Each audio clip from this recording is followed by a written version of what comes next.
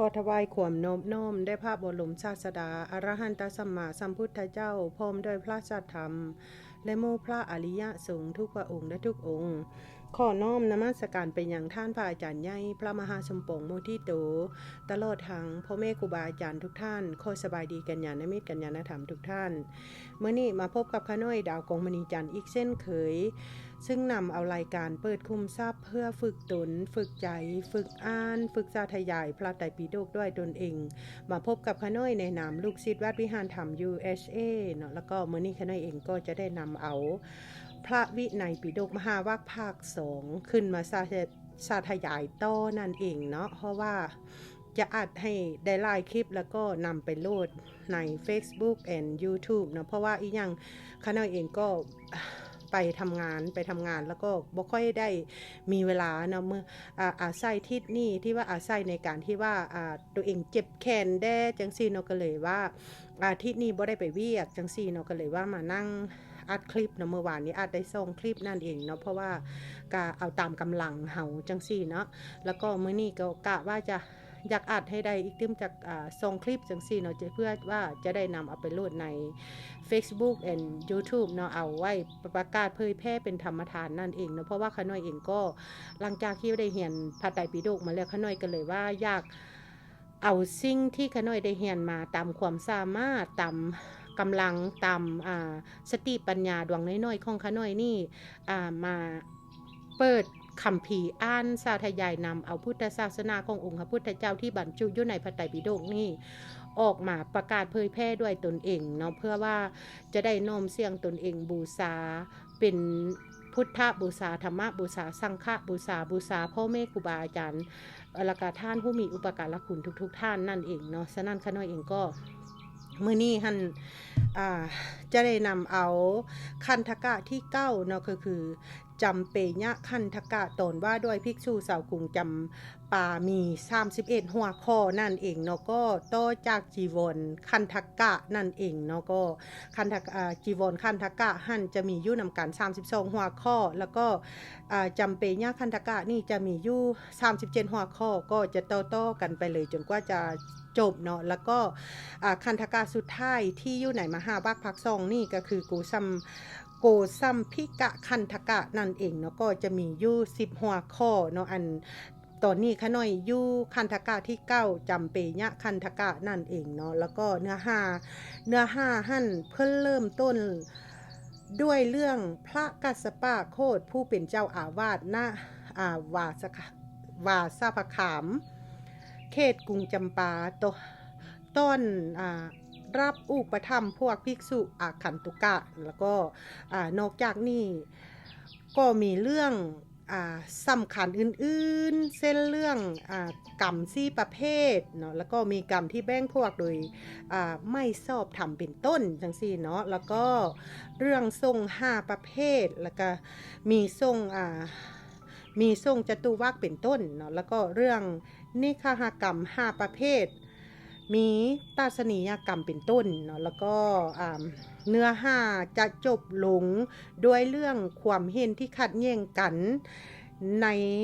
การระงับนิคหกรรมแล้วก็นิคหกรรมต้องกราบขออภัยเนาะข้าน้อยว่าไวแล้วก็เลยลืมเนาะเนื้อหาจะจบลงด้วยความเห็นที่ขัดแย้งกันในการระงับนิคหกรรมมีตาสนียกรรมเป็นต้นนั่นเองเนาะอันนี้แบบเนื้อหาที่ว่าเพิ่นเริ่มต้นแบบว่ารวมหมดเลยเนาะจะรวมแบบว่าเนื้อหาแบบว่าโดยย่อเนาะเนื้อหาโดยย่อแล้วก็รวมอยู่ในจำเปญะคันธกะมี37หัวข้อนั่นเนาะค่ะในนั้นฉะนั้นก็มื้อนี้ข้าน้อยเองก็จะได้นำเอาพระวินัยปิฎกมหาวรรคภาค2จะมาขึ้นคันธกะที่9ก็คือจำเปญะคันธกะนั่นเองเนาะฉะนั้นข้าน้อยจะขอโอกาสไปยังท่านพระอาจารย์ใหญ่พระมหาสมปองโมทิโตตลอดทั้งพ่อแม่ครูบาอาจารย์ทุกท่านกัลยาณมิตรกัลยาณธรรมทุกท่านถ้าว่าข้าน้อยเองดาวกองมณีจันทร์ได้นำเอาพุทธศาสนาคำสอนขององค์พระพุทธเจ้าที่ อยู่ในบรรจุอยู่ในพระไตรปิฎกออกมาเปิดอ่านสาธยายผิดพลาดประการใดก็ต้องกราบขออภัยไว้ในณที่นี้อีกครั้งแล้วก็จะบอกอีกเนาะจะบอกแบบว่า ทุกครั้งจะมักบอกว่าอันนี้จะเป็นฉบับภาษาไทยเนาะฉบับมหาจุฬาลงกรณ์ฉบับภาษาไทยพระไตรปิฎกที่ขน้อยเปิดอ่านแต่คนอ่านหันเป็นคนประเทศลาวนั่นเองเนาะแล้วก็มีพ่อแม่ครูบาอาจารย์เป็นคนประเทศไทยเพราะว่าท่านเมตตาได้แนะนำได้มาจูดกระเตียงดวงนี้ให้ส่งแสงประกายขึ้นแล้วนำออกไปท่านพระอาจารย์เป็นกระเตียงที่จูดซ่องทางมืดให้ขน้อยได้เดินออกไปเนาะแล้วก็เริ่มให้ขน้อยได้มีแสงกระเตียงหุ้งขึ้นมาอีกเนาะแล้วก็ฉะนั้นขน้อยกันเลยว่าอยากรักษากระเตียงดวงนี้ให้นะไว้บ่ให้ลมฟ้าพายุหรือว่าอุปสรรคใดๆมาพัดมันล่มไปจังซี่เนาะเพราะว่าอยากให้กระเตียงดวงนี้ได้ส่องประกายไปในวันข้างหน้าแล้วก็เน้นประโยชน์ตนแล้วก็บุคคลอื่นแล้วก็เพื่อพุทธศาสนานั่นเองเนาะฉะนั้นขน้อยเองก็อยากเป็นผู้หนึ่งที่งอกงามในพุทธศาสนาแล้วก็อยากนำเอาพุทธศาสนามางอกงามในใจของขน้อยเนาะแล้วก็สิ่งใดที่ขน้อยได้ฮู้ได้เฮียนมาแล้วก็จะน้อมนำมาปฏิบัติมาประยุกต์ใช้ในชีวิตของตนเองเพื่อขัดเกลาจิตใจของตนเองขัดเกลากิเลสที่น่ายุ่ก็ให้เบาบางไปจังซี่เนาะแล้วก็จะเฮ็ดแบบนี้ไปเรื่อยๆจนกว่าลมหายใจสุดท้ายของขน้อยเนาะเพราะว่าขน้อยก็เป็นคนหนึ่งที่ปรารถนานิพพานปรารถนาพ้นจากวัฏสงสารนี่ปรารถนาเป็นคนที่ว่ากำจัดความโลภความที่ว่าเฮามีโลภะโทสะโมหะบ่ความที่ว่าเฮามีความขี้ตะเหนี่ยวบ่ขน้อยก็เป็นคนนึงที่ว่าปรารถนาความจัดสิ่งเหล่านี้แล้วก็ทุกสิ่งอย่างที่ขน้อยได้เฮ็ดได้ทำก็จงเป็นไปเพื่อความเบื่อหน่ายคลายกำหนัดเป็นไปเพื่อละเพื่อปล่อยเป็นไปเพื่อความรู้ยิ่งเป็นไปเพื่อกันตรัสรู้เป็นไปเพื่อมรรคผลนิพพานในอนาคตการอันใกล้นี้ฉะนั้นถ้าสว่าสิ่งใดที่ขน้อยได้นำมาเว้ามาผิดมาเว้ามาอ่านหรือว่าฟ้องบ่ถูกสระพยัญชนะเอามาประกอบกันบ่อีหยังประมาณนั้นก็ต้องกราบขออภัยไว้ให้ขน้อยในณที่นี่เนาะอันนี้เป็นวิธีเจริญกุศลเป็นอุบายที่จะให้ขน้อยได้เสพธรรมะแล้วก็การที่ขน้อยมาเฮ็ดจังซี่ก็เฮ็ดให้จะเห็นขน้อยฮู้ว่าได้รับแบบว่าความสงบสุขเนาะเห็นจิตของตนเองสงบแล้วก็มีจิตเบากายเบาแล้วก็เป็นคนแบบว่ามักเว้าเสียงแข้งกระด้างก็เป็นคนที่ว่าค่อนขายลงจังซี่เนาะฉะนั้นมันเห็นผลได้จริงๆธรรมะขององค์พระพุทธเจ้ามันเปลี่ยนแปลงชีวิตของเฮาได้จริงๆจังซี่เนาะฉะนั้นเชิญชวนทุกท่านได้มาศึกษาพุทธศาสนาคำสอนขององค์พระพุทธเจ้าศึกษาคำสอนของพระองค์ท่านเนาะฉะนั้นก็ข้าน้อยจะขอโอกาสขึ้นจำเป็นยาคันตกะเลย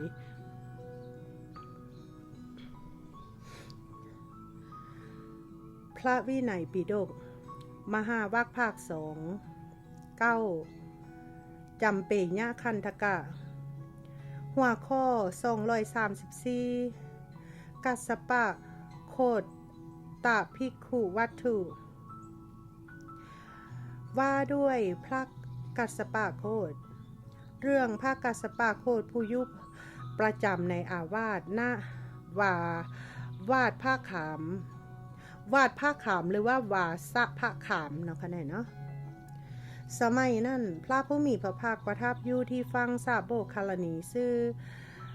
คักคลาเขตกรุงจำปาครั้งนั้นในแคว้นกาสีมีหมู่บ้านซื่อวาสะผ้าขามภิกษุซื่อกัสสปะโคตอยู่ประจำในอาวาสในที่นั่นฝักไฟกังวลอยู่ต้องกราบขออภัยแค่น้อยขอพ้นเสียงดนตรีลงคนควายยู่ว่าด้วยวิธีใดหนอภิกษุผู้มีศีลดีงามที่ยังไม่มาพึ่งมาและภิกษุผู้มีศีลดีงามที่มาแล้วพึ่งยู่เป็นพาสุขและอาวาสนี่เจริญงอกงามไพบูรณ์ได้สมัยนั้นภิ ภิกษุจำนวนหลายรูปเที่ยวจาริกไปในแคว้นกาสีจนถึงวาสภาคามภิกษุกาสปะโคดได้เห็นภิกษุเล่านั่นเดินมาแต่ไกลจึงปูอาสนะตั้งนำลังเท่าตั้งรองเท่ากระเบื้องเซตเท่าลูกไปรับบาตรและจีวรต้อนรับโดยน้ำดื่มจัดแจงน้ำสงฆ์แม้ข้าวต้มข้องเคี่ยวภัตตาหารก็จัดแจงให้ครั้งนั้นภิกษุอาคันตุกะเล่านั่นได้ปรึกษากันดังนี้ว่าท่านทั้งหลายภิกษุอยู่ประจำในอาวาสรูปนี้ดีจริงได้จัดแจงน้ำสงฆ์แม้ข้าวต้มข้องเคี่ยวภัตตาหารก็จัดแจงให้เอาเถอะพวกเราพักอยู่ในวาสภาขามนี่แลภิกษุอาคันตุกะเล่านั่นได้พักอยู่ในวาสภาขามนั่นเองต่อมาภิกษุกาสปะโคดได้มีความคิดดังนี้ว่าภิกษุอาคันตุกะเล่านี่ไม่ต้องลำบากในฐานะที่เป็นพระอาคันตุกะเวลานี้ภิกษุอาคันตุกะเล่านี่ที่ไม่ชำนาญทางโคจรก็ชำนาญแล้วการทำความจัดแจงในตระกูลคนอื่นจนตลอดชีวิตทำได้ยากก่อนจะข้ามไปหน้าไม้มาเบิ้งคำว่าทางโคจรในเสิงอัดเนาะเสิงอัดเพิ่นได้เอาคำว่าทางโคจรเนาะเพิ่นบอกว่าหมายถึงหุ่นทางที่จะไปบิณฑบาตเนาะแล้วก็สถานที่เที่ยวไปเพื่ออันก้อนเข้านั่นเองเนาะที่ว่าเพิ่นบอกว่าทางโคจรค่ะในของอันต่ออันหนึ่งการออกปากข้อย่อม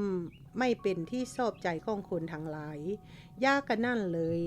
เราไม่พึ่งจัดแจงข้าวต้มข้องเคี่ยวภัตตาหารแล้วเลิกจัดแจงข้าวต้มข้องเคี่ยวภัตตาหารลำดับนั้นภิกษุอาคันตุกะเล่านั่นปรึกษากันว่าท่านทั้งหลายเมื่อก่อนนี้ภิกษุที่อยู่ประจำในวาดรูปนี้จัดแจงน้ำสงฆ์แม้ข้าวต้มข้องเคี่ยวภัตตาหารก็จัดแจงให้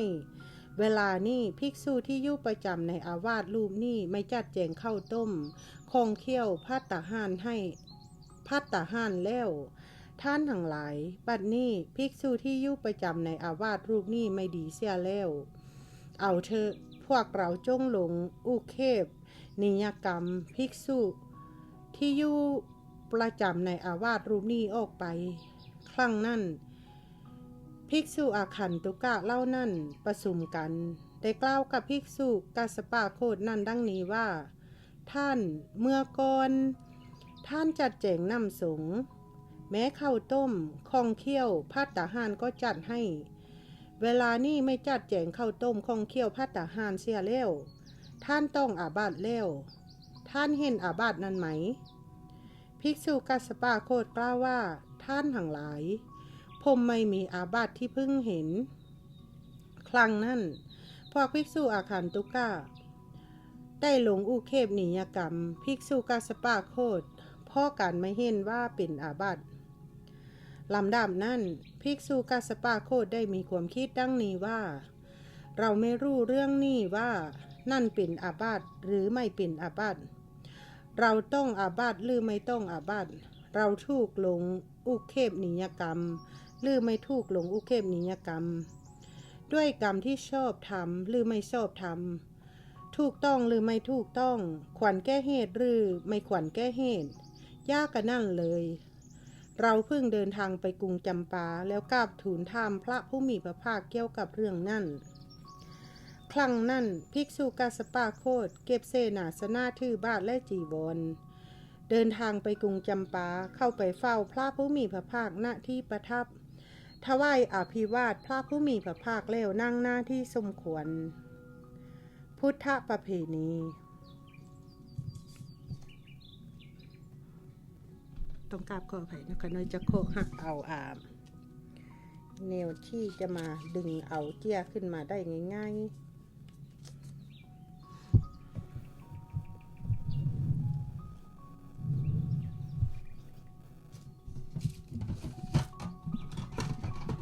เพราะว่าเวลาเปิดเจี้ย จะได้ดึงขึ้นมาได้ง่ายๆเนาะต้องกราบขออภัยหลายๆก็ในลืมกะเกี่ยมไว้ล่วงหน้า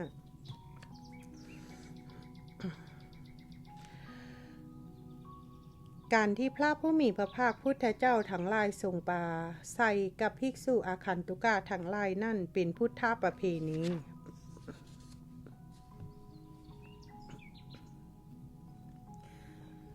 ครั้งนั้นพระผู้มีพระภาคตรัสถามภิกษุอาคันพระผู้มีพระภาคตรัสถามภิกษุกัสสปะโคดดังนี้ว่าภิกษุเธอยังสบายดีหรือยังพอเป็นอยู่ได้หรือเธอเดินทางไกลมาไม่ลำบากหรือเธอมาจากที่ไหน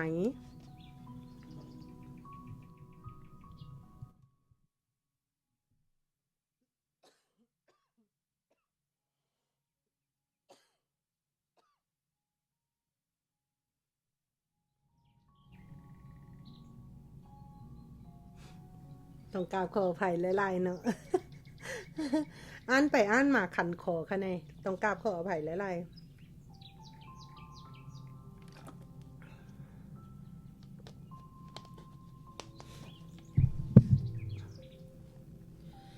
ภิกษุกัสสปะโคดกราบทูลว่า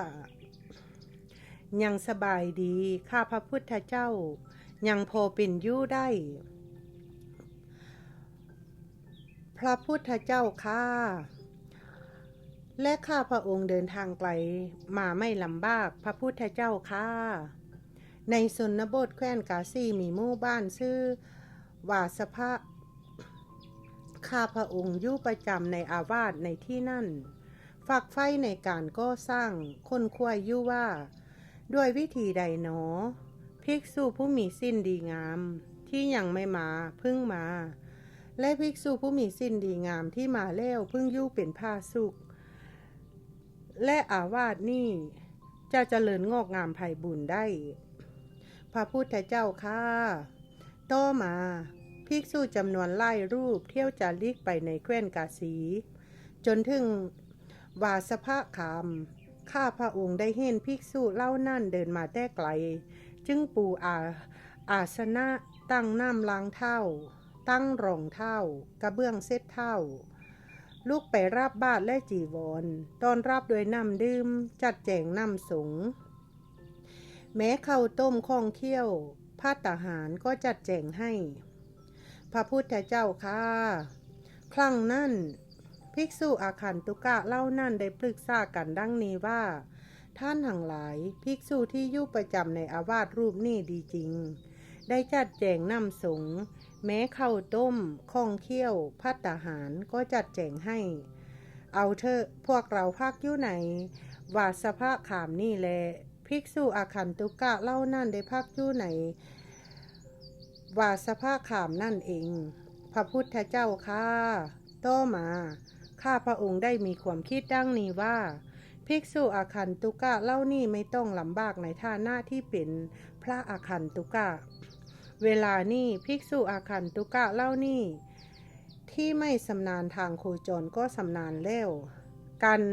ทำความจัดแจงในตระกูลคนอื่นจนตลอดชีวิตทำได้ยากอันหนึ่ง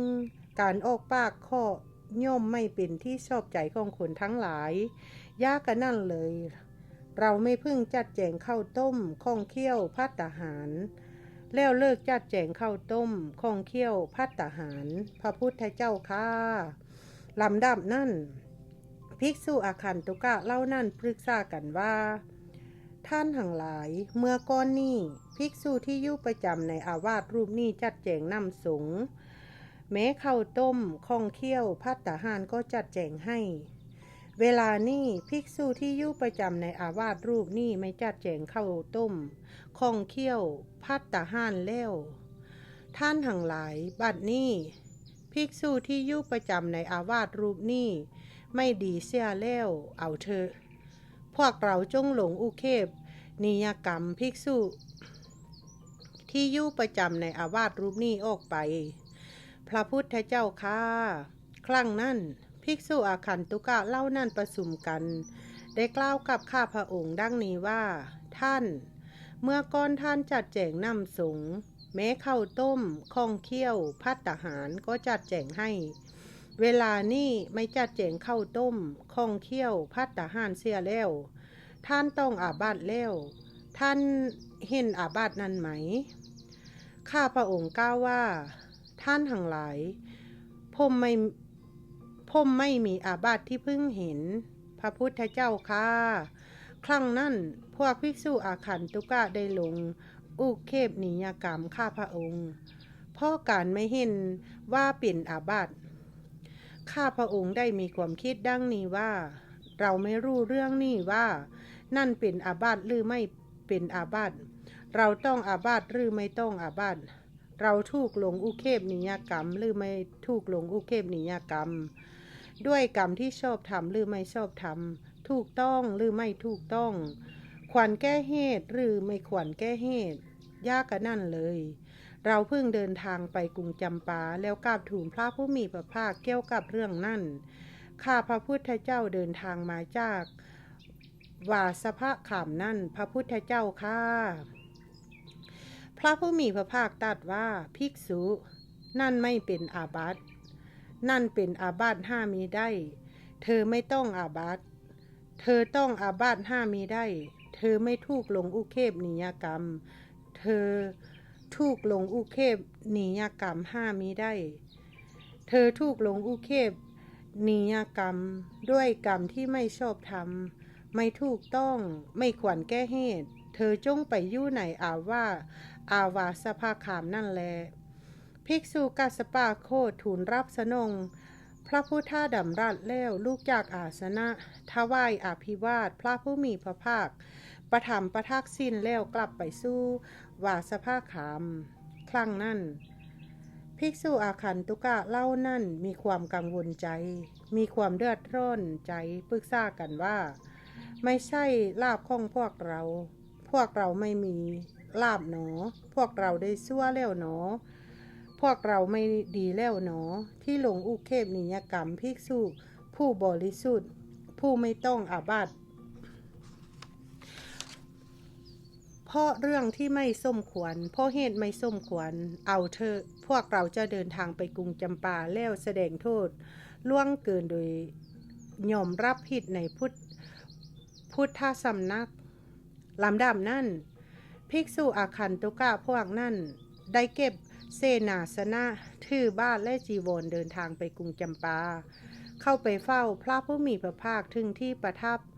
ขันถึงแล้วได้ถวายอภิวาทพระผู้มีพระภาคแล้วนั่งณที่สมควรการที่พระผู้มีพระภาคพุทธเจ้าทั้งหลายทรงสนทนาปราศัยกับภิกษุอาคันตุกะทั้งหลายนั่นเป็นพุทธประเพณีครั้งนั้นพระผู้มีพระภาคตรัสถามภิกษุเล่านั้นดังนี้ว่าภิกษุทั้งหลายพวกเธอสบายดีหรือยังพอเป็นอยู่ได้หรือพวกเธอเดินทางไกลมาไม่ลำบากหรือพวกเธอมาจากที่ไหนพวกภิกษุอาคันตุกะกราบทูลว่าสบายดีพระพุทธเจ้าค่ะยังพอเป็นอยู่ได้พระพุทธเจ้าค่ะและพวกข้าพระองค์เดินทางไกลมาไม่ลำบากพระพุทธเจ้าค่ะในชนบทแคว้นกาสีมีหมู่บ้านชื่อวาสภาขามพวกข้าพระพุทธเจ้าเดินทางมาจากวาสภาขามพระพุทธเจ้าค่ะพระผู้มีพระภาคตรัสถามว่าภิกษุทั้งหลายพวกเธอลงอุเคปนิยกรรมภิกษุที่อยู่ประจำในอาวาสหรือพวกภิกษุอาคันตุกะกราบทูลว่าย่างนั่นพระพุทธเจ้าค่ะพระผู้มีพระภาคตรัสถามว่าพวกเธอลงอุเคปนิยกรรมเพราะเรื่องอะไรเพราะเหตุไรพวกภิกษุอาคันตุกะกราบทูลว่าเพราะเรื่องที่ไม่สมควรเพราะเหตุไม่สมควรพระพุทธเจ้าค่ะพระผู้มีพระภาคพุทธเจ้าทรงตำหนิว่าโมฆะบุรุษทั้งหลายการกระทำของพวกเธอไม่สมควรไม่คล้อยตามไม่เหมาะสมไม่ใช่กิจของสัมมณะใช่ไม่ได้ไม่ควรทำเลยโมฆะบุรุษทั้งหลายฉะนั้นพวกเธอจึงลงอุเคปนิยกรรมภิกษุผู้บริสุทธิ์ไม่มีอาบัติเพราะเรื่องที่ไม่สมควรเพราะเหตุที่ไม่สมควรเล่าโมฆะบุรุษทั้งหลายการกระทำอย่างนี้มิได้เป็นไปเพื่อความเลื่อมใสของคนที่ยังไม่เลื่อมใสละถึงคันทรงตำหนิแล้วทรงแสดงธรรมมีกถารับสั่งกับภิกษุทั้งหลายว่า ภิกษุทั้งหลายทรงไม่พึ่งหลงอุเคปนิยกรรม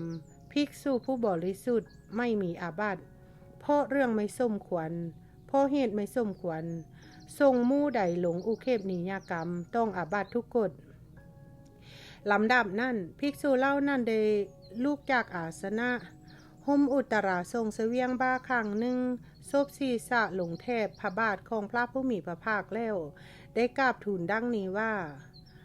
พระองค์ผู้เจริญข้าพระองค์ทั้งหลายได้กระทำความผิดเพราะความโง่เขลาเบาปัญญาที่ได้หลงอุเคปนิยกรรมภิกษุผู้บริสุทธิ์ไม่มีอาบัติเพราะเรื่องที่ไม่สมควรเพราะเหตุที่ไม่สมควรขอพระผู้มีพระภาคทรงโปรดรับการขอขมาเพื่อความสำรวมต่อไปเถิดพระพุทธเจ้าค่ะพระผู้มีพระภาคตรัสว่าเอาเถิดภิกษุทั้งหลาย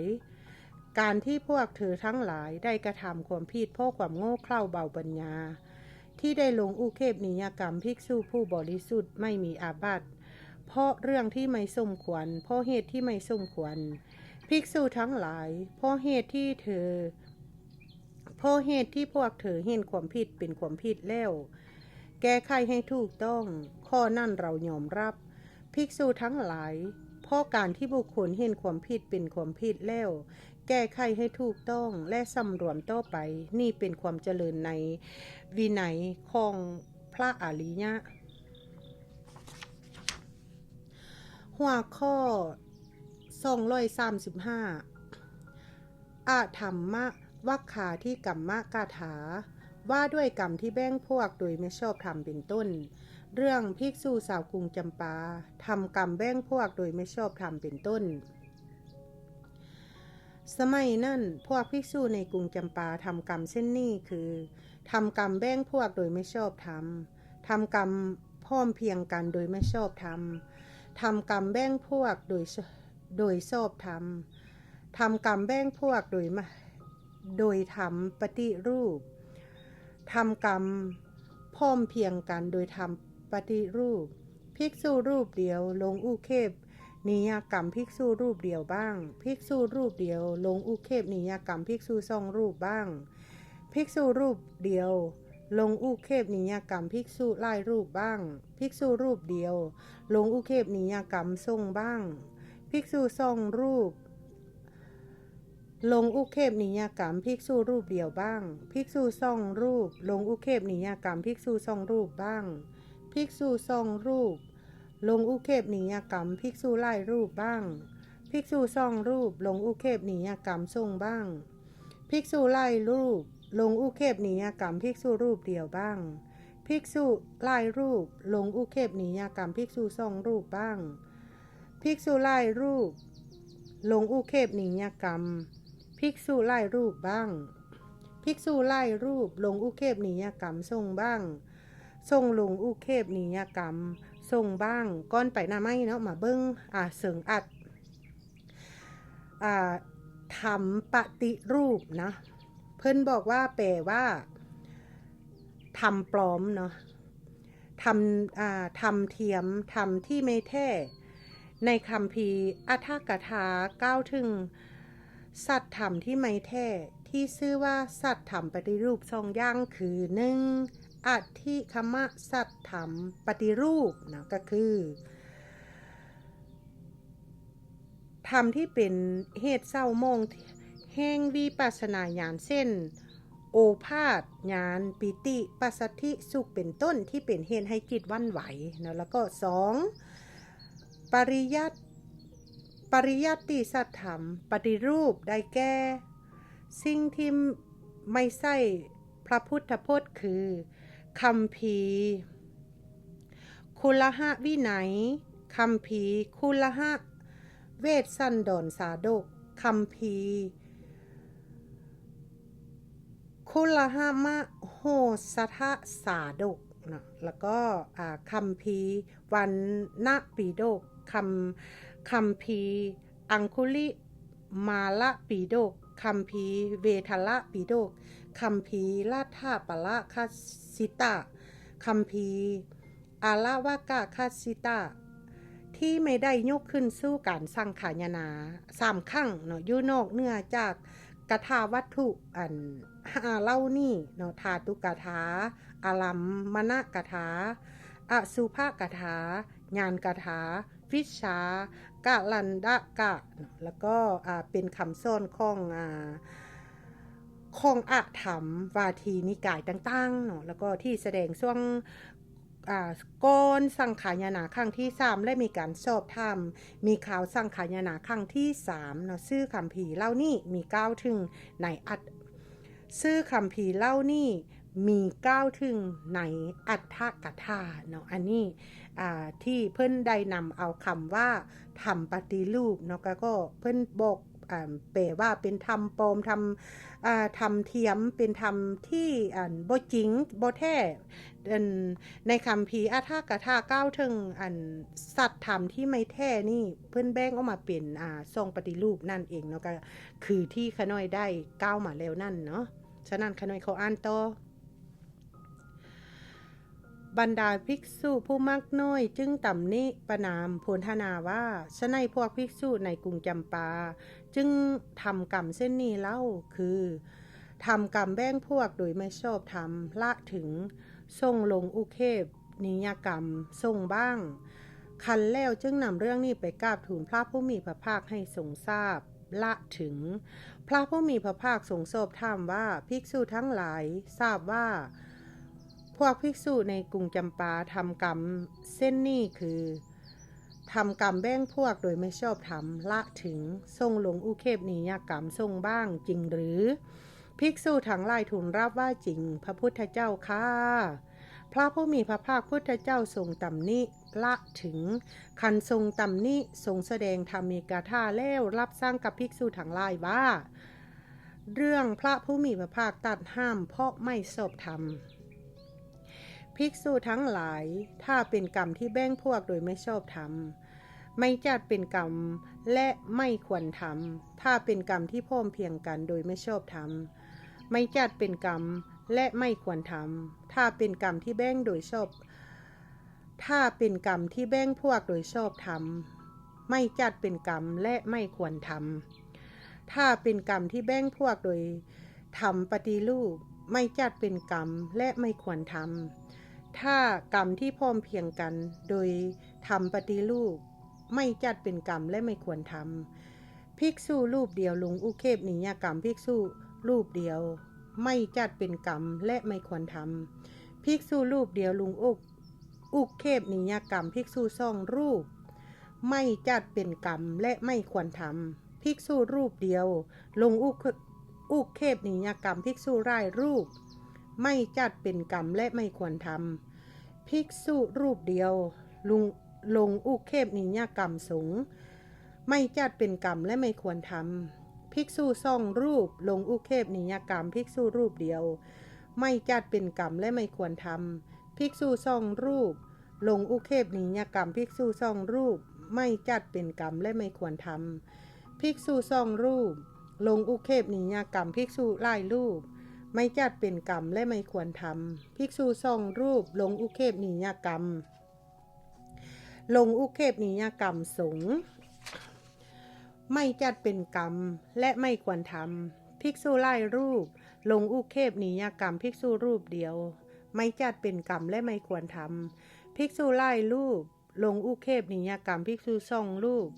ไม่จัดเป็นกรรมและไม่ควรทำภิกษุหลายรูปลงอุเคปนิยกรรมภิกษุหลายรูปไม่จัดเป็นกรรมและไม่ควรทำภิกษุหลายรูปลงอุเคปนิยกรรมสงฆ์ไม่จัดเป็นกรรมและไม่ควรทำสงฆ์ลงอุเคปนิยกรรมสงฆ์ไม่จัดเป็นกรรมและไม่ควรทำกรรม4ประเภทภิกษุทั้งหลายกรรมมี4ประเภทเล่านี่คือ 1. กรรมแบ่งพวกโดยไม่ชอบธรรมอธรรมวัคคะกรรม 2. กรรมพร้อมเพรียงกันโดยไม่ชอบธรรมอธรรมสามัคคะกรรม 3. กรรมแบ่งพวกโดยชอบธรรมธรรมวัคคะกรรม 4. กรรมพร้อมเพรียงกันโดยชอบธรรมธรรมสมัคคะกรรมภิกษุทั้งหลายในกรรม4ประเภทนั้นกรรมที่แบ่งพวกโดยไม่ชอบธรรมนี้ชื่อว่าไม่ถูกต้องไม่ควรแก้เหตุ พ่อไม่ชอบธรรมพ่อแบ่งพวกภิกษุทั้งหลายกรรมเช่นนี้ไม่ควรทำและเราก็ไม่อนุญาตภิกษุทั้งหลายในกรรม4ประเภทนั่นกรรมที่พร้อมเพรียงกันโดยไม่ชอบธรรมชื่อว่าไม่ถูกต้องไม่ควรแก้เหตุพ่อไม่ชอบธรรมภิกษุทั้งหลายกรรมเช่นนี้ไม่ควรทำและเราก็ไม่อนุญาตภิกษุทั้งหลายในกรรม4ประเภทนั่นกรรมที่แบ่งพวกโดยชอบธรรมนี่ก็ชื่อว่าไม่ถูกต้องไม่ควรแก้เหตุพ่อแบ่งพวกภิกษุทั้งหลายกรรมเช่นนี้ไม่ควรทำและเราก็ไม่อนุญาตภิกษุทั้งหลายในกรรม4ประเภทนั่นกรรมที่พร้อมเพรียงกันโดยชอบธรรมนี่ชื่อว่าถูกต้องควรแก้เหตุพ่อชอบธรรมพ่อพร้อมเพรียงกันภิกษุทั้งหลายกรรมเช่นนี้ควรทำและเราก็อนุญาตภิกษุทั้งหลายเพราะเหตุนั่นแลพวกเธอพึงสำเนียกอย่างนี้ว่าพวกเราจะทำกรรมที่พร้อมเพรียงกันโดยชอบธรรมหัวข้อ236ญัตติวิปันนะกัปปาทิกถาว่าด้วยกรรมที่ตัดว่าด้วยกรรมที่ญัตติวิบัติเป็นต้นสมัยนั้นพวกภิกษุสัพพคีทำกรรมเช่นนี้คือทำกรรมแบ่งพวกโดยไม่ชอบธรรม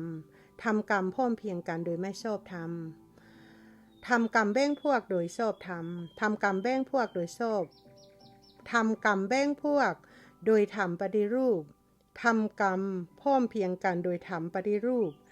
ทำกรรมที่ญัตติวิบัติแต่อนุสาวนาสมบูรณ์บ้างทำกรรมที่อนุสาวนาวิบัติแต่ญัตติสมบูรณ์บ้างทำกรรมที่ญัตติวิบัติอนุสาวนาวิบัติบ้างทำกรรมเว้นจากกรรมบ้างทำกรรมเว้นจากธรรมบ้างทำกรรมเว้นจากวินัยบ้างทำกรรมเว้นจากสัตถุศาสตร์บ้างทำกรรมที่ถูกข้านแล้วและคืนทำไม่ชอบทำเป็นกรรมไม่ถูกต้องไม่ควรแก้เหตุบ้างบรรดาภิกษุผู้มากน้อยจึงตำหนิประนามผลหนาว่าฉะนั้นพวกภิกษุสัพพคีจึงทำกรรมเช่นนี้เล่าคือทำกรรมแบ่งพวกโดยไม่ชอบธรรมทำกรรมพร้อมเพรียงกันโดยไม่ชอบธรรมทำกรรมแบ่งพวกโดยชอบธรรมทำกรรมแบ่งพวกโดยทำปฏิรูปทำกรรมพร้อมเพรียงกันโดยทำปฏิรูปทำกรรมที่ญัตติวิบัติแต่อนุสาวนาสมบูรณ์บ้างทำกรรมที่อนุสาวนาวิบัติแต่ญัตติสมบูรณ์บ้างทำกรรมที่ญัตติวิบัติอนุสาวนาวิบัติบ้างทำกรรมเว้นจากธรรมบ้างทำกรรมเว้นจากวินัยบ้างทำกรรมเว้นจากสัตถุศาสตร์บ้างทำกรรมที่ถูกข้านแล้วและคืนทำไม่ชอบทำเป็นกรรมไม่ถูกต้องไม่ควรแก้เหตุบ้างลำดับนั้นภิกษุเหล่านั้นได้นำเรื่องนี้ไปกราบทูลพระผู้มีพระภาคให้ทรงทราบก่อนไปหน้าไม่นำมาเบิ่งเว้นจากกรรมเนาะในเชิงอัดก็คือ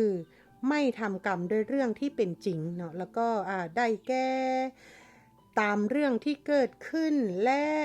ไม่ทำกรรมโดยชอบธรรมนั่นเองเนาะค่ะเนาะอันนี้เป็นเชิงอัดที่เพิ่นได้เอานำมาขยายให้เราได้เข้าใจขน้อยจะยกขึ้นมาแบบว่าอ่านนำกันเลยเนาะเพราะว่าขน้อยก็เป็นอยากศึกษาคือกันเนาะเพราะว่าจะได้แบบคุ้นเคยกับสิ่งเหล่านั้นเนาะถึงแบบว่าขน้อยจะบ่มีสติปัญญาจื้อจำทุกถ้อยคำแต่อย่างน้อยก็เก็บเอาสิ่งดีๆทำใดที่ขน้อยได้จื้อได้หรือทำใดที่เอามาประยุกต์ใช้แล้วมันเห็นผลขน้อยก็เฮ็ดต่อไปทำใดที่ยังบ่หันฮู้บ่หันเห็นบ่หันจื้อบ่ขน้อยก็พยายามแบบว่าซอกหาเพราะว่าหยังพุทธศาสนาขององค์พระพุทธเจ้านี่คือพุทธศาสนาที่ต้องศึกษาเนาะขน้อยเนาะบ่มีมื้อสิ้นสุดเนาะตราบใดที่ยังมีลมหายใจอยู่จังซี่เนาะขน้อยก็อ่านต่อกันหน่อยพระผู้มีพระภาคทรงสอบถามว่าภิกษุทั้งหลายทราบว่าภิกษุสัพพคีทำกรรมเช่นนี้จริงหรือ คือแบ่งพวกทำกรรมโดยไม่ชอบธรรมละถึงทำกรรมที่ถูกข้านแล้วและขึ้นทำไม่ชอบธรรมเป็นกรรมไม่ถูกต้องไม่ควรแก้เหตุบ้างภิกษุทั้งหลายทูลรับว่าจริงพระพุทธเจ้าค่ะพระผู้มีพระภาคพุทธเจ้าทรงตำหนิว่าละถึงคันทรงตำหนิแล้วทรงแสดงธรรมเมกาธารับสั่งกับภิกษุทั้งหลายว่าเรื่องแบ่งพวกโดยไม่ชอบธรรมไม่จัดเป็นกรรมและไม่ควรทำภิกษุทั้งหลายถ้าเป็นกรรมที่แบ่งพวกโดยไม่ชอบธรรมไม่จัดเป็นกรรมและไม่ควรทำถ้าเป็นกรรมที่พร้อมเพรียงกันโดยไม่ชอบธรรมไม่จัดเป็นกรรมและไม่ควรทำถ้าเป็นกรรมที่แบ่งพวกโดยชอบธรรมไม่จัดเป็นกรรมและไม่ควรทำถ้าเป็นกรรมที่แบ่งพวกโดยชอบธรรมปฏิรูปไม่จัดเป็นกรรมและไม่ควรทำถ้าเป็นกรรมที่พร้อมเพรียงกันโดยทำปฏิรูปไม่จัดเป็นกรรมและไม่ควรทำถ้าเป็นกรรมญัตติวิบัติแต่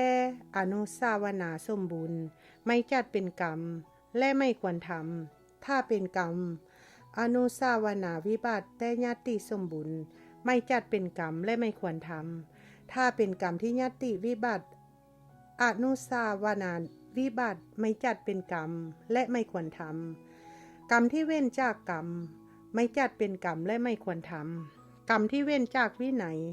ไม่จัดเป็นกรรมและไม่ควรทำกรรมที่เว้นจากสัตตุศาสตร์ไม่จัดเป็นกรรมและไม่ควรทำถ้ากรรมที่ถูกข้านแล้วขึ้นทำไม่ชอบทำไม่ถูกต้องและไม่ควรแก้เหตุก็ไม่จัดเป็นกรรมและไม่ควรทำกรรม6ประเภทภิกษุทั้งหลายกรรมมี6ประเภทเล่านี่คือ 1. กรรมไม่ชอบธรรมอธรรมกรรม 2. กรรมแบ่งพวกวัคกรรม 3. กรรมพร้อมเพรียงกันสมัคคกรรม 4. กรรมแบ่งพวกโดยชอบกรรมแบ่งพวกโดยทำปฏิรูปธรรมปฏิรูปวัคกรรม 5. กรรมพร้อมเพรียงกันโดยชอบธรรมปฏิรูปธรรมปฏิรูปสมัคคกรรม 6. กรรมพร้อมเพรียงกันโดยชอบธรรมธรรมสมัคคกรรมอธิบายกรรมไม่ชอบธรรมภิกษุทั้งหลายก็กรรมไม่ชอบธรรมอะไรบ้างคือภิกษุทั้งหลายในญาติทุติยกรรมถ้าทำกรรมด้วยญาติ1ครั้งไม่สวดกัมมวาจาชื่อว่ากรรมไม่ชอบธรรมภิกษุทั้งหลายในญาติทุติยกรรมถ้าทำกรรมโดยญาติ2ครั้งแต่ไม่สวดกัมมวาจาชื่อว่ากรรมไม่ชอบธรรมภิกษุทั้งหลายในญาติทุติยกรรมถ้าทำกรรมด้วยกรรมมวาจา1ครั้งแต่ไม่ตั้งญาติชื่อว่ากรรมไม่ชอบธรรมภิกษุทั้งหลายในญาติทุติยกรรมถ้าทำกรรมด้วยกรรมวาจา2ครั้งแต่ไม่ตั้งญาติชื่อว่ากรรมไม่ชอบธรรมภิกษุทั้งหลายในญาติจตุถกรรมถ้าทำกรรมด้วยญาติ1ครั้ง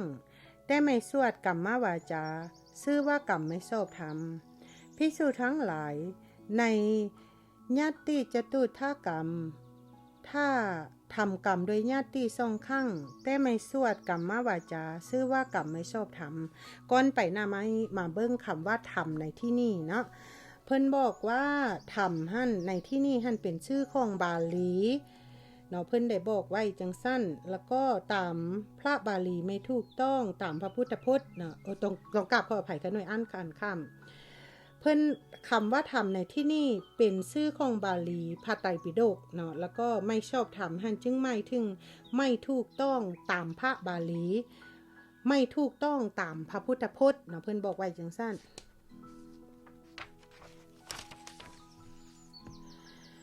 ภิกษุทั้งหลายต้องกราบขออภัยภิกษุทั้งหลายในญาติจตุถกรรมถ้าทำกรรมโดยญาติ3ครั้งแต่ไม่สวดกัมมวาจาชื่อว่ากรรมไม่ชอบธรรม ภิกษุทั้งหลายในญาติจตุถากรรมถ้าทำกรรมโดยญาติสี่ครั้งแต่ไม่สวดกัมมาวาจาชื่อว่ากรรมไม่ชอบธรรมภิกษุทั้งหลายในญาติจตุถากรรมในญาติจตุถกรรมถ้าทำกรรมด้วยกัมมาวาจาหนึ่งครั้งแต่ไม่ตั้งญาติชื่อว่ากรรมไม่ชอบธรรมภิกษุทั้งหลายในญาติจตุถกรรมถ้าทำกรรมด้วยกัมมาวาจาสองครั้งแต่ไม่ตั้งญาติชื่อว่ากรรมไม่ชอบธรรม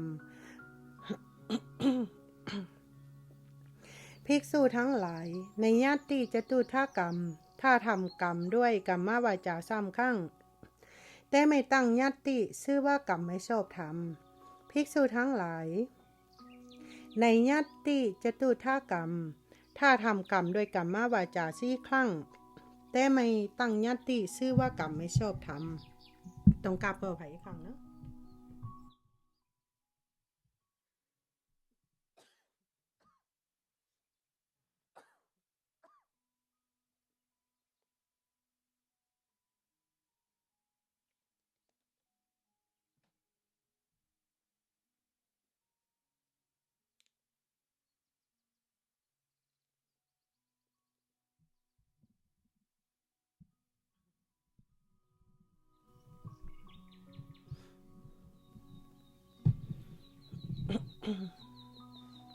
กราบขออภัยหลาย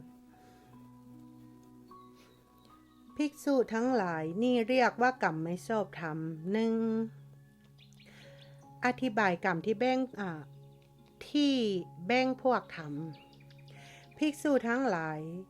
ก็กรรมที่แบ่งพวกอะไรบ้างคือภิกษุทั้งหลายในญาติทุติยกรรมถ้าภิกษุผู้เข้ากรรมกำหนดจำนวนไว้เท่าใดภิกษุเล่านั้นไม่ได้มาสันทะของภิกษุผู้ขวัญแก้สันทะก็ไม่ได้นำมาภิกษุที่อยู่พร้อมหน้าก็คัดค้านชื่อว่ากรรมที่แบ่งพวกภิกษุทั้งหลายในญาติทุติยกรรมถ้าภิกษุผู้เข้ากรรมกำหนดจำนวนไว้เท่าใดภิกษุเล่านั่นมาแต่สันทะของภิกษุผู้ขวัญแก้สันทะไม่ได้นำมาภิกษุที่อยู่พร้อมหน้ากันเล้วคัดค้านชื่อว่ากรรมที่แบ่งพวกภิกษุทั้งหลายในญาติทุติยกรรมถ้าภิกษุผู้เข้ากรรมกำหนดจำนวนไว้เท่าใดภิกษุเล่านั้นมาสันทะของภิกษุผู้ขวัญแก้สันทะก็ได้นำมาแล้วแต่ภิกษุที่อยู่พร้อมหน้ากันแล้วคัดค้านชื่อว่ากรรมที่แบ่งพวกภิกษุทั้งหลายในญาติจตุถกรรมถ้าภิกษุผู้เข้ากรรมกำหนดจำนวนไว้เท่าใดภิกษุเล่านั้นไม่มาสันทะของภิกษุผู้ขวัญแก้สันทะก็ยังไม่ได้นำมา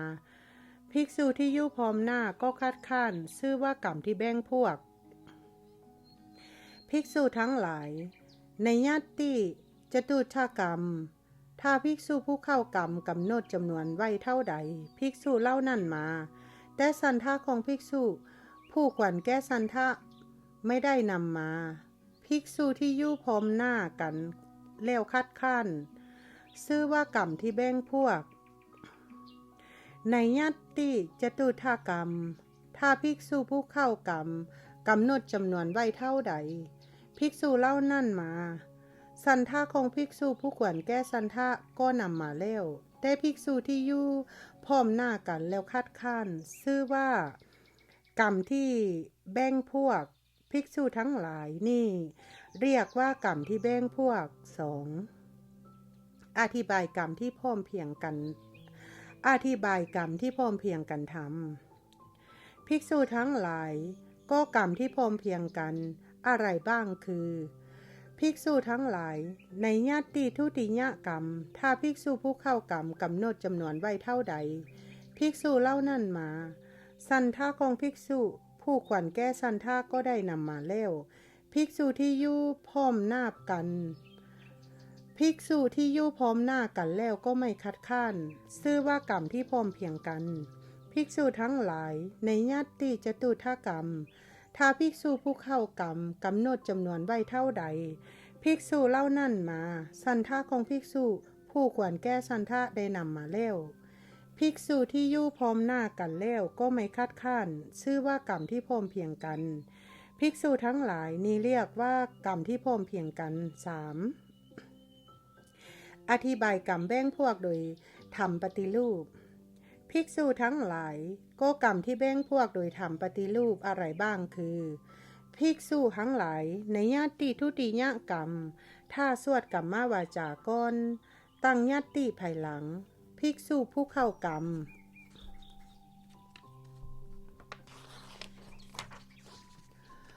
กำหนดจำนวนไว้เท่าใดภิกษุเล่านั่นไม่มาสันทะของภิกษุผู้ควรแก้สันทะไม่ได้นำมาพวกที่อยู่พร้อมหน้าก็คัดค้านชื่อว่ากรรมที่แบ่งพวกโดยทำปฏิรูปภิกษุทั้งหลายในญาติทุติยกรรมถ้าสวดกรรมมาวาจาก่อนตั้งญาติภายหลังภิกษุผู้เข้ากรรมกำหนดจำนวนไว้เท่าใดภิกษุเล่านั่นมาแต่สันทะของภิกษุควรแก้การสันทะไม่ได้นำมาภิกษุที่อยู่พร้อมหน้ากันแล้วก็คัดค้านชื่อว่ากรรมที่แบ่งพวกโดยทำปฏิรูปภิกษุทั้งหลายในญาติทุติยกรรมถ้าสวดกรรมวาจาก่อนตั้งญาติภายหลังภิกษุผู้เข้ากรรมกำหนดจำนวนไว้เท่าใดภิกษุเล่านั่นมาสันทะของภิกษุผู้ควรแก้สันทะก็นำมาแล้วแต่ภิกษุที่อยู่พร้อมหน้ากันแล้วคัดค้านชื่อว่ากรรมที่แบ่งพวกโดยทำปฏิรูปภิกษุทั้งหลายในญาติจตุถกรรมถ้าสวดกรรมวาจาก่อนตั้งญาติภายหลังภิกษุผู้เข้ากรรมกำหนดจำนวนไว้เท่าใดภิกษุเล่านั่นไม่มาสันทะของภิกษุผู้ควรแก้สันทะก็ไม่ได้นำมาภิกษุที่อยู่พร้อมหน้ากันแล้วก็ภิกษุที่อยู่พร้อมหน้ากันแล้วคัดค้านชื่อว่ากรรมที่แบ่งพวกโดยทำปฏิรูปภิกษุทั้งหลายในญาติจตุถกรรมถ้าสวดกรรมวาจาก่อนตั้งญาติภายหลังภิกษุผู้เข้ากรรมกำหนดจำนวนไว้เท่าใดภิกษุเล่านั่นมาแล้วแต่สันทะของภิกษุผู้ควรแก้สันทะไม่ได้นำมาภิกษุที่อยู่พร้อมหน้าก็คัดค้านชื่อว่ากรรมที่แบ่งพวกโดยทำปฏิรูปภิกษุทั้งหลายในญาติจตุถกรรมถ้าสวดกรรมวาจาก่อนตั้งญาติภายหลังภิกษุผู้เข้ากรรมกำหนดจำนวนไว้เท่าใด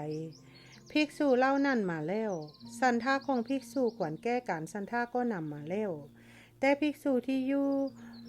พร้อมหน้ากันแล้วคัดค้านชื่อว่ากรรมที่แบ่งพวกโดยทำปฏิรูปภิกษุทั้งหลายนี่เรียกว่ากรรมที่แบ่งพวกโดยทำปฏิรูป 4. อธิบายกรรมที่พร้อมเพรียงกันโดยทำปฏิรูปภิกษุทั้งหลายก็กรรมที่พร้อมเพรียงกันโดยทำปฏิรูปอะไรบ้างคือภิกษุทั้งหลายในญาติทุติยกรรมถ้าสวดกรรมวาจาก่อนตั้งญาติภายหลังภิกษุผู้เข้ากรรมกำหนดจำนวนไว้เท่าใดภิกษุเล่านั่นมาแล้วสันทะของภิกษุผู้ควรแก้สันทะก็นำมาแล้วภิกษุที่อยู่พร้อมหน้ากันแล้วก็ไม่คัดค้านชื่อว่ากรรมพร้อมเพรียงกันโดยทำปฏิรูปภิกษุทั้งหลายในญาติจตุถกรรมถ้าสวดกรรมวาจาก่อนตั้งญาติภายหลังภิกษุผู้เข้ากรรมกำหนดจำนวนไว้เท่าใดภิกษุเล่านั่นมาแล้วสันทะของภิกษุผู้ควรแก้สันทะก็นำมาแล้วภิกษุที่อยู่พร้อมหน้ากันไม่คัดค้านชื่อว่ากรรมพร้อมเพรียงกันโดยทำปฏิรูปภิกษุทั้งหลายนี่เรียกว่ากรรมพร้อมเพรียงกันโดยทำปฏิรูป 5. อธิบายกรรมที่พร้อมเพรียงกันโดยชอบธรรมภิกษุทั้งหลายก็กรรมที่พร้อมเพรียงกันโดยชอบธรรมอะไรบ้างคือภิกษุทั้งหลายในญาติทุติยกรรมถ้าตั้งญาติก่อนทำกรรมด้วยกรรมวาจานึ่งข้างภายหลังภิกษุผู้เข้ากรรมกำหนดจำนวนไว้เท่าใดภิกษุเล่านั่นมาแล้วสันทะของภิกษุผู้ควรแก้สันทะก็นำมาแล้ว ภิกษุที่อยู่พร้อมหน้ากันแล้วก็ไม่คัดค้านชื่อว่ากรรมพร้อมเพรียงกันโดยชอบธรรมภิกษุทั้งหลายในญาติจตุถกรรมถ้าตั้งญาติก่อนทำกรรมด้วยกรรมวาจา3 ครั้งภายหลังภิกษุผู้เข้ากรรมกำหนดจำนวนไว้เท่าใดภิกษุเล่านั่นมาแล้วสันทาของภิกษุผู้ควรแก้สันทาก็นำมาแล้วภิกษุที่อยู่พร้อมหน้ากันแล้วก็ไม่คัดค้านชื่อว่ากรรมพร้อมเพรียงกันโดยชอบธรรมภิกษุทั้งหลายนี่เรียกว่ากรรมพร้อมเพรียงกันโดยชอบธรรม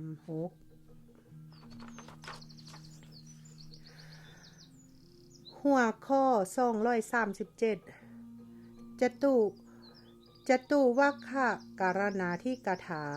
ว่าด้วยกรรมที่ทรงกำหนดจำนวนที่รูปธรรมเป็นต้นเรื่องทรง5 ประเภททรงมี5 ประเภทคือ 1. ทรงจตุวรรคกำหนดจำนวนที่รูป 2. ทรงปัญจวรรคกำหนดจำนวน5 รูป 3. ทรงทัศวรรคกำหนดจำนวน10 รูป 4. ทรงวีสติวรรคกำหนดจำนวน20 รูป20 รูปเป็นภาษาลาวค่ะเนาะ 5. ทรงอติเลกวีสติวรรคกำหนดจำนวนเกิน20 รูปเกิน20 รูปนะคะเนี่ยเนาะภิกษุทั้งหลายในทรงเล่านั่นทรงจตุวรรคพร้อมเพรียงกันโดยชอบธรรมเข้ากรรมได้ทุกอย่างยกเว้นกรรม3 อย่างคืออุปสมบทปาวารณาอัปพานภิกษุทั้งหลายทรงปัญจวรรคพร้อมเพรียงกันโดยธรรมเข้ากรรมได้ทุกอย่างยกเว้นกรรม2 อย่างคืออุปสมบทในมัชฌิมชนบทอัปพานภิกษุทั้งหลายทรงทัศวรรคพร้อมเพรียงกันโดยธรรมเข้ากรรมได้ทุกอย่างยกเว้นอัปพานอย่างเดียวภิกษุทั้งหลายทรงวีสติวรรคพร้อมเพรียงกันโดยธรรมเข้ากรรมได้ทุกอย่างภิกษุทั้งหลายทรงอติเลกวีสติวรรคพร้อมเพรียงกันโดยธรรมเข้ากรรมได้ทุกอย่างเรื่องกรรมที่ทรงจตุวรรคเพิ่งทำภิกษุทั้งหลายถ้ากรรมที่ทรงจตุวรรคเพิ่งทำทรงมีภิกษุณีเป็นที่ซี่ทำกรรมไม่จัดเป็นกรรมและไม่ควรทำภิกษุทั้งหลายถ้ากรรมที่ทรงจตุวรรคเพิ่งทำทรงมีสิกขามานาเป็นที่ซี่ทำกรรมไม่จัดเป็นกรรมและไม่ควรทำมีสามเณรเป็นที่ซี่ทำกรรมไม่จัดเป็นกรรมและไม่ควรทำมีสามเณรีเป็นที่ซี่ทำกรรมไม่จัดเป็นกรรมและไม่ควรทำมีภิกษุผู้บอกลาสิกขาเป็นที่ซี่ทำกรรมไม่จัดเป็นกรรมและไม่ควรทำมีภิกษุผู้ต้องอันติมวัตถุเป็นที่ซี่ทำกรรมไม่จัดเป็นกรรมและไม่ควรทำมีภิกษุทุถูกทรงลงอุเคปนิยกรรมเพราะไม่เห็นว่าเป็นอาบัติเป็นที่ซี่ทำกรรมไม่จัดว่าเป็นกรรมและไม่ควรทำมีภิกษุทุถูกลงอุเคปนิยกรรมเพราะไม่ทำคืนอาบัติเป็นที่ซี่ทำกรรมไม่จัดเป็นกรรมและไม่ควรทำมีภิกษุทุถูกลงอุเคปนิยกรรมเพราะไม่สละทิฏฐิบาปเป็นที่ซี่ทำกรรมไม่จัดเป็นกรรมและไม่ควรทำมีบันดาเป็นที่ซี่ทำกรรมไม่จัดเป็นกรรมและไม่ควรทำมีคนลักเพศเป็นที่ซี่ทำกรรมไม่จัดเป็นกรรมและไม่ควรทำมีภิกษุผู้เข้าลีดเดียรที่เป็นที่ซี่ทำกรรมไม่จัดเป็นกรรมและไม่ควรทำมีสัตว์เดรัจฉานเป็นที่ซี่ทำกรรมไม่จัดเป็นกรรมและไม่ควรทำมีคนผู้ฆ่ามารดาเป็นที่ซี่ทำกรรมไม่จัดเป็นกรรมและไม่ควรทำมีคนผู้ฆ่าบิดาเป็นที่ซี่ทำกรรมไม่จัดเป็นกรรมและไม่ควรทำมีคนฆ่าพระอรหันต์เป็นที่ซี่ทำกรรมไม่จัดเป็นกรรมและไม่ควรทำมีคนผู้ประทุษร้ายภิกษุณีเป็นที่ซี่ทำกรรมไม่จัดเป็นกรรมและไม่ควรทำมีภิกษุผู้ทำลายทรงเป็นที่ซี่ทำกรรมไม่จัดเป็นกรรมและไม่ควรทำมีภิกษุผู้ทำร้ายพระศาสดาจนถึงห่อลพะโลหิตเป็นที่ซี่ทำกรรมไม่จัดเป็นกรรมและไม่ควรทำมีอุปาโตภ พยัญชนกเป็นที่ซี่ทำกรรมไม่จัดเป็นกรรมและไม่ควรทำมีภิกษุผู้เป็นมานามีภิกษุผู้เป็นนานาสังวาสเป็นที่ซี่ทำกรรมไม่จัดเป็นกรรมและไม่ควรทำมีภิกษุผู้อยู่ในนานาสีมาเป็นที่ซี่ทำกรรมไม่จัดเป็นกรรมและไม่ควรทำมีภิกษุผู้อยู่ในอากาศด้วยฤทธิ์เป็นที่ซี่ทำกรรมไม่จัดเป็นกรรมและไม่ควรทำทรงทำกรรมแก้ภิกษุใดมีภิกษุนั่นเป็นที่ซี่ทำกรรมไม่จัดเป็นกรรมและไม่ควรทำเรื่องกรรมที่ทรงจตุวากพึ่งทำจบ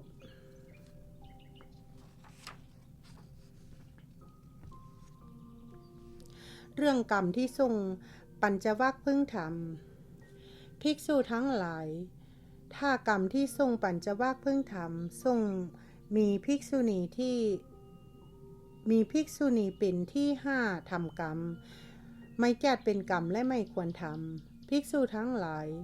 ถ้ากรรมที่ทรงปัญจวัคพึ่งทำทรงมีสิกขามานาเป็นที่ห้าละถึงมีสัมมเณรเป็นที่ห้ามีสัมมเนรีเป็นที่ห้ามีภิกษุผู้บอกลาสิกขาเป็นที่ห้ามีภิกษุผู้ต้องอันติมะวัตถุเป็นที่ห้ามีภิกษุผู้ถูกทรงลงอุเคปนิยกรรมพ่อไม่เห็นว่าเป็นอาบัติเป็นที่ห้ามีภิกษุผู้ถูกทรงลงอุเคปนิยกรรมพ่อไม่ทำคืนอาบัติเป็นที่ห้ามีภิกษุผู้ถูกทรงลงอุเคปนิยกรรมเพราะไม่สละทิฏฐิบาปเป็นที่ห้ามีบันโดเป็นที่ห้ามีคนลักเพศเป็นที่ห้ามีภิกษุผู้เข้ารีดเดียละที่เป็นที่ห้ามีสัตว์เดรัจฉานเป็นที่ห้ามีคนผู้ฆ่ามารดาเป็นที่ห้ามีคนผู้ฆ่าบิดาเป็นที่ห้ามีคนผู้ฆ่าพระอรหันต์เป็นที่ห้ามีคนผู้ประทุษร้ายภิกษุณีเป็นที่ห้ามีภิกษุผู้ทำลายทรงเป็นที่ห้ามีภิกษุผู้ทำลายพระศาสดาจนถึงห่อผ้าโลหิตเป็นที่ห้ามีอุปาโตพยัญชนกเป็นที่ห้ามีภิกษุผู้เป็นนานาสังวาสเป็นที่ห้า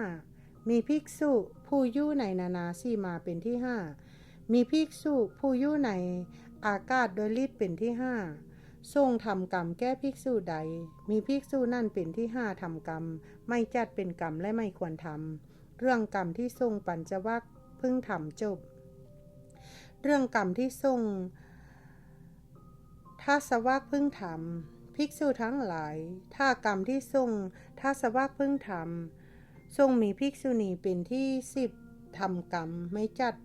เป็นกรรมและไม่ควรทำภิกษุทั้งหลายถ้ากรรมที่ทรงทัศวัคพึ่งทำทรงมีสิกขามานาเป็นที่10ละถึงมีสัมมเณรเป็นที่10มีสัมมเนรีเป็นที่10มีภิกษุผู้บอกลาสิกขาเป็นที่10มีภิกษุผู้ต้องอันติมะวัตถุเป็นที่10มีภิกษุผู้ถูกทรงลงอุเคปนิยกรรมเพราะไม่เห็นว่าเป็นอาบัติเป็นที่10มีภิกษุผู้ถูกทรงลงอุเคปนิยกรรมเพราะไม่ทำคืนอาบัติเป็นที่10มีภิกษุผู้ถูกลงอุเคปนิยกรรมเพราะไม่ละทิฏฐิบาปเป็นที่10มีบันโดเป็นที่10มีคนลักเพศเป็นที่10มีภิกษุผู้เข้ารีดเดียละที่เป็นที่10มีสัตว์เดรัจฉานเป็นที่10มีคนผู้ฆ่ามารดาเป็นที่10มีคนผู้ฆ่าบิดาเป็นที่10มีคนผู้ฆ่าพระอรหันต์เป็นที่10มีคนผู้ประทุษร้ายภิกษุณีเป็นที่10มีภิกษุผู้ทำลายทรงเป็นที่10มีภิกษุผู้ทำลายพระศาสดาจนถึงห่อพระโลหิตเป็นที่10มีอุปาโตพยัญชนกเป็นที่10มีภิกษุผู้เป็นนานาสังวาสเป็นที่10มีภิกษุผู้อยู่ในนานาสีมาเป็นที่10มีภิกษุผู้อยู่ในอากาศด้วยฤทธิ์เป็นที่10ทรงทำกรรมแก้ภิกษุใดมีภิกษุนั่นเป็นที่10ทำกรรมไม่จัดเป็นกรรมและไม่ควรทำเรื่องกรรมที่ทรงทัศวัคพึ่งทำจบเรื่องกรรมที่ทรงวิสติวัคพึ่งทำภิกษุทั้งหลายถ้ากรรมที่ทรงวิสติวัคพึ่งทำทรงมีภิกษุณีเป็นที่20 ทำกรรมไม่จัดเป็นกรรมและไม่ควรทำภิกษุทั้งหลายถ้ากรรมที่ทรงวีสติว่าเพิ่งทำทรงมีสิกขามานาเป็นที่20มีสามเณรเป็นที่20มีสามเณรีเป็นที่20มีภิกษุผู้บอกลาสิกขาเป็นที่20มีภิกษุผู้ต้องอันติมาวัตถุเป็นที่20มีภิกษุผู้ถูกส่งลงอุเคปนิยกรรมเพราะไม่เห็นว่าเป็นอาบัติเป็นที่20มีภิกษุผู้ถูกส่งลงอุเคปนิยกรรมเพราะไม่ทำคืนอาบัติเป็นที่20มีภิกษุผู้ถูกส่งลงอุเคปนิยกรรมเพราะไม่สละทิฏฐิบาปเป็นที่20มีบันดาเป็นที่20มีคนลากเพศเป็นที่20มีภิกษุผู้เข้าลีดเดรัจฉีเป็นที่20มีสัตว์เดรัจฉานเป็นที่20มีคนผู้ฆ่ามารดาเป็นที่20มีคนผู้ฆ่าบิดาเป็นที่20มีคนผู้ฆ่าพระอรหันต์เป็นที่20มีคนผู้ประทุษร้ายภิกษุณีเป็นที่20มีภิกษุผู้ทำลายสงฆ์เป็นที่20มีภิกษุผู้ทำลายพระศาสดาจนถึงห่อพระโลหิตเป็นที่20มีอุปาโตพยัญชนกเป็นที่20มีภิกษุผู้เป็นนาสังวาสเป็นที่20ทรงทำกรรมแก้ภิกษุใดมีภิกษุนั่นเป็นที่20ทำกรรมไม่จัดเป็นกรรมและไม่ควรทำเรื่องกรรมที่ทรงวีสติว่าเพิ่งทำจบหัวข้อ238ปาลิวาสิกาที่กาถาว่าด้วยภิกษุผู้ยุปริวาสเป็นต้นเรื่องทรงมีภิกษุผู้ยุปริวาสเป็นที่ซี่ทำสังฆกรรมไม่ได้และทรงมีภิกษุผู้ยุปริวาสนั่นเป็นที่20อับผ่านไม่ได้ภิกษุทั้งหลายถ้าทรงมีภิกษุผู้ยุปริวาสเป็นที่ซี่เพิ่งให้ปริวาสซักเข้าอาบัติเดิมให้มานัดทรงมีภิกษุผู้ยุปริวาสนั่นเป็นที่20อับผ่านไม่จัดเป็นกรรมและไม่ควรทำภิกษุทั้งหลายถ้าทรงมีภิกษุผู้ขวัญซักเข้า5อาบัติเดิมเป็นที่ซี่เพิ่งให้ปริวาสซักเข้า5อาบัติเดิมให้มานัดทรงมีภิกษุผู้ขวัญซักเข้า5อาบัติเดิมนั่นเป็น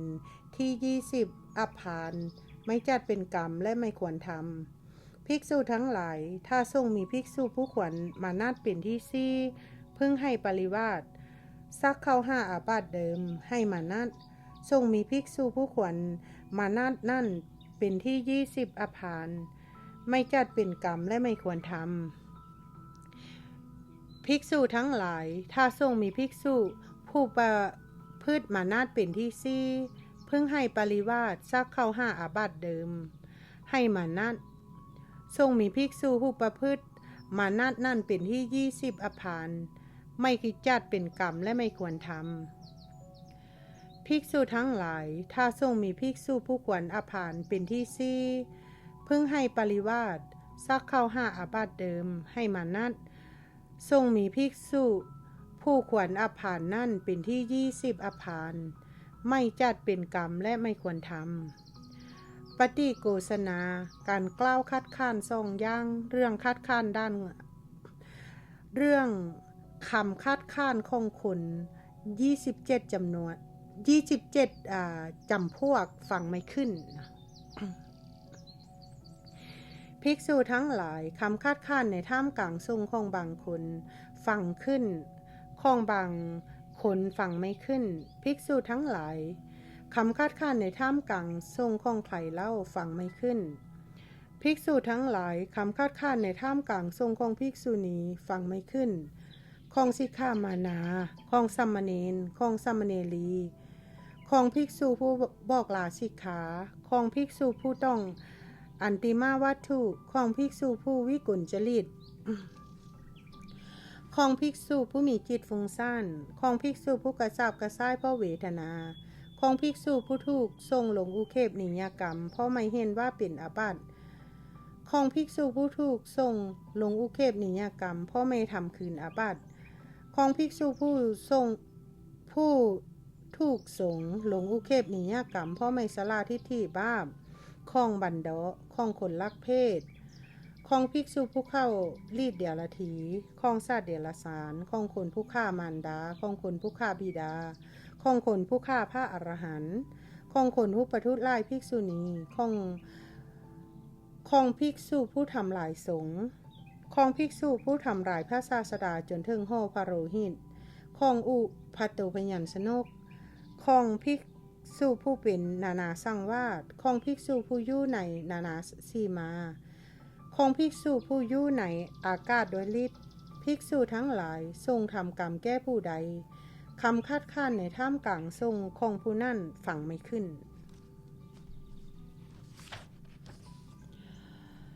ภิกษุทั้งหลายคำคัดค้านในท่ามกลางทรงของบุคคลเล่านี่แลฟังไม่ขึ้น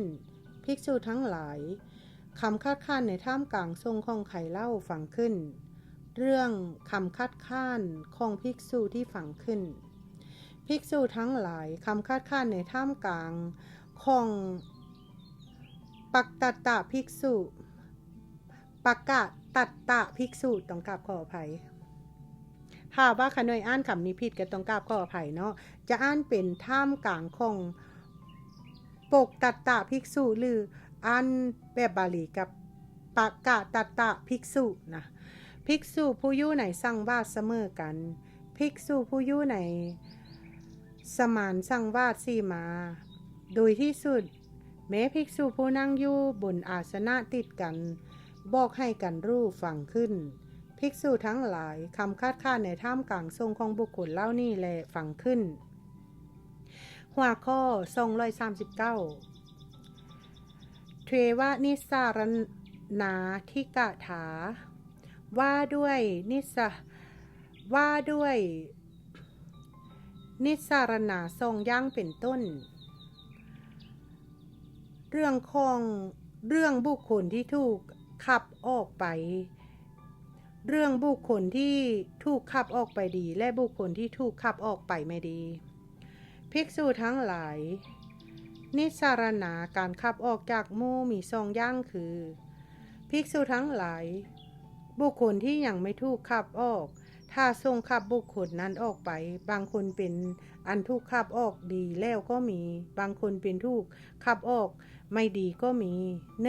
ภิกษุทั้งหลายก็บุคคลที่ยังไม่ถูกขับออกถ้าทรงขับบุคคลนั้นออกถ้าทรงขับบุคคลนั่นออกเป็นอันขับออกไม่ดีเป็นอย่างไรคือภิกษุทั้งหลายในกรณีนี้ภิกษุเป็นผู้บริสุทธิ์ไม่มีอาบัติถ้าทรงขับบุคคลนั่นออกเป็นอันขับออกไม่ดี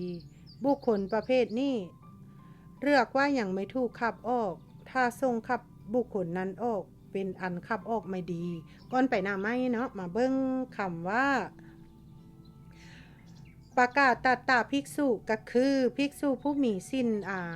ไม่วิบัติเนาะแล้วก็ไม่ต้องอาบัติปาราชิกเนาะเพิ่นบอกไว้จังสั้น2ภิกษุทั้งหลายก็บุคคลที่ยังไม่ถูกขับออกถ้าทรงขับบุคคลนั้นออกเป็นอันขับออกดีแล้วเป็นอย่างไรคือภิกษุทั้งหลายในกรณีนี้ภิกษุเป็นคนโง่เขลาไม่ฉลาดมีอาบัติมากต้องอาบัติกำหนดไม่ได้ยุคลุกคลีกับคฤหัสถ์โดยการคลุกคลีอันไม่ควรถ้าทรงขับบุคคลนั้นออกเป็นอันขับออกดีแล้วบุคคลประเภทนี้เรียกว่ายังไม่ถูกขับออกแต่ถ้าทรงขับบุคคลนั้นออกเป็นอันขับออกดีแล้วโอสารณาทรงย่างภิกษุทั้งหลายโอสารณาการเรียกเข้าหมู่มี2อย่างนี่คือภิกษุทั้งหลายบุคคลที่ยังไม่ได้ถูกรับเข้าหมู่ถ้าทรงรับบุคคลนั้นเข้าหมู่บางคนเป็นอันรับเข้าดีก็มีบางคนเป็นอันรับเข้าไม่ดีก็มีเรื่องบุคคลที่ไม่ควรรับเข้าหมู่11จำพวก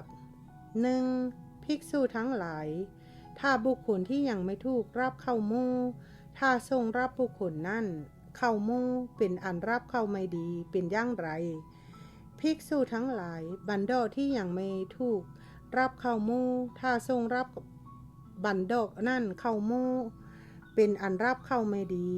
คนลักเพศคนเข้ารีดเดียรถีสัตว์เดรัจฉาน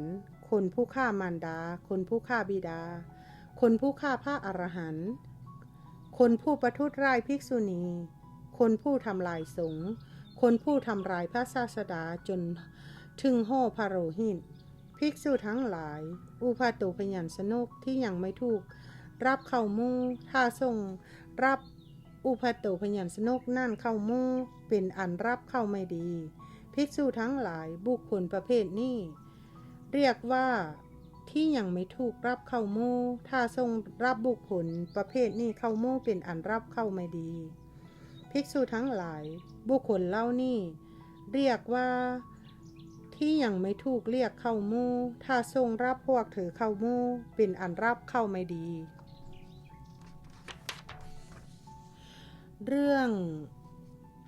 บุคคลที่ควรรับเข้าหมู่32จำพวก 2. ภิกษุทั้งหลายก็บุคคลที่ยังไม่ถูกรับเข้าหมู่ถ้าทรงรับบุคคลนั้นเข้าหมู่เป็นอันรับเข้าดีแล้วเป็นอย่างไรภิกษุทั้งหลายคนมือด้วนที่ยังไม่ถูกรับเข้าหมู่ถ้าทรงรับเธอเข้าหมู่เป็นอันรับเข้าดีคนเท้าด้วนคนทางมือทางเท้าด้วนคนหูวินคนจมูกวินคนทางหูวินทางจมูกแว่งขน้อยว่าวินเนาะคนจมูกแว่งคนทางหูวินทางจมูกแว่งคนนิ้วมือนิ้วเท้าคาดคนง่ามมือง่ามเท้าคาดคนเอ็นคาดคนมือเป็นแผ่นคนค่อมคนเตี้ยคนคอพอกคนทุกสักไม้โทษคนมีรอยเขี้ยนด้วยหวายคนมีไม้จับคนเท้าปุกคนมีโรคเลื่อหลังคนมีรูปร่างไม่สมประกอบคนตาบอดข้างเดียวคนง่อยคนกระจอกคนเป็นโรคอัมพาตคนเคลื่อนไหวเองไม่ได้คนสลาทุพพลภาพทุกพลภาพคนตาบอดสองข้างคนใบ้คนหูหนวกคนทางบอดทางใบ้คนทางบอดทางนวกคนทางใบ้ทางนวกคนต้องกราบขออภัยภิกษุทั้งหลายคนทางบอดทางใบ้ทางนวกที่ยังไม่ได้ถูกรับเข้าหมู่ถ้าทรงรับเธอเข้าหมู่เป็นอันรับเข้าดีแล้วภิกษุทั้งหลายบุคคลประเภทนี้เรียกว่าที่ยังไม่ถูกรับเข้าหมู่ถ้าทรงรับบุคคลประเภทนี้เข้าหมู่เป็นอันรับดีแล้วภิกษุทั้งหลายบุคคลเหล่านี้เรียกว่าที่ยังไม่ถูกเรียกเข้าหมู่ถ้าทรงรับบุคคลเหล่านี้เข้าหมู่เป็นอันรับเข้าไม่ดีวาสภะขามภานาวาระที่1จบนะแล้วก็มาโฮดนี่ขน้อยเองก็จะขอปิดคลิปนี้หั่นไว้เพียงเท่านี้สักก่อนจะขึ้นหัวข้อ240อาธรรมกรรมมาที่กาธาว่าด้วยกรรมที่ไม่ชอบทำเป็นต้นในคลิปต่อไปเนาะเพราะว่าขน้อยจัดแบ่งเป็นตอนๆไว้แล้วเนาะฉะนั้นกามาฮอนี่ขน้อยขอน้อมบุญบารมีที่ขน้อยได้อ่านสาธยายพระไตรปิฎกในมื้อนี้นำเอาพุทธศาสนาคำสอนขององค์พระสัมมาสัมพุทธเจ้าเอาพระวินัยปิฎกมหาวรรคภาค2ออกมาสาธยายมื้อนี้ขอน้อมบุญนี้แพร่ไปทั่วทางไพศาลไปโดยบ่มีประมาณบ่มีขอบเขตให้เราสรรพสัตว์ทั้งหลายทั้งปวงได้มาร่วมอนุโมทนาแพร่ไปให้ผู้เคยให้ผู้เคยช่วยเหลือผู้เคยเป็นญาติผู้เคยเป็นมิตรผู้เคยเป็นเพื่อนผู้หวังดีผู้มีอุปการะคุณกับข้าพเจ้าทุกท่านตลอดบรรพบุรุษของข้าพเจ้าเป็นต้นมีบิดามารดาครูบาอาจารย์บุตรีบุตราสามีภรรยาญาติกาวงศาตลอดเล่าเจ้ากรรมนายเวรเปรตสาวาสิ่งก็ให้ได้มารับบุญกุศลนี้แพ่ไปให้เล่าเทพเทวดาทุกสั้นฟ้าเบื้องถึงตั้งแต่ผมมาโลกลงมาเบื้องลุ่มตั้งแต่อเวจีมหานาโลกขึ้นมาตลอดทั่วฟ้าจักรวาลขอเชิญชวนทุกท่านได้มา ร่วมอนุโมทนามาสาธุบุญขออัญเชิญเล่าเทพเทวดานำเข้านี่ไปบอกแก่สรรพสัตว์ผู้อย่างบ่ทันฮู้บอกญาติพี่น้องของข้าพเจ้าผู้อย่างบ่ทันฮู้บอกเล่าเทพเทวดาเปสาวาสิ่งสัตว์ตูมู่มันเจ้ากรรมนายเวรที่ยังบ่ทันฮู้ให้ได้ห้ามฮู้ได้มาร่วมฮับเอาบุญแล้วก็มาอนุโมทนาหากท่านใดตกทุกข์ก็ขอให้พ้นจากทุกข์หากท่านใดถึงสุขแล้วก็ขอให้ถึงสุขยิ่งขึ้นไปจนตราบเต้าเท่าเข้าสู่พระนิพพานด้วยกันทุกท่านทุกตัวตนทุกคนเทินสาธุสาธุสาธุพบกันใหม่คลิปหน้าค่ะ